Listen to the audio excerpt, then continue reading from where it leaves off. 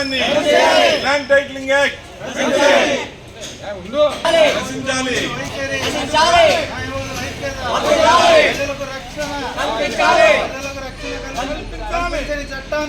ప్రజల హక్కులను హరించే చట్టాన్ని హరించే భూ చట్టాన్ని వెంటనే ప్రభుత్వం రద్దు చేయాలి.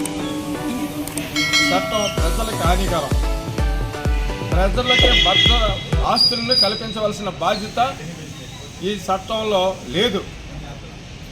ప్రజలు నష్టపోయే చట్టం ఇది.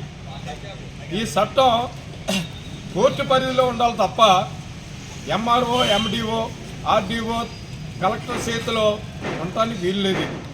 అది కరెక్ట్ కాదు. భారత రాజ్యాంగంలో పొందుపరిచినటువంటి ఈ ప్రజల హక్కులను హరించే విధంగా ఈ రాష్ట్ర ప్రభుత్వం మొండి వైఖరిగా వ్యవహారం చేస్తుంది.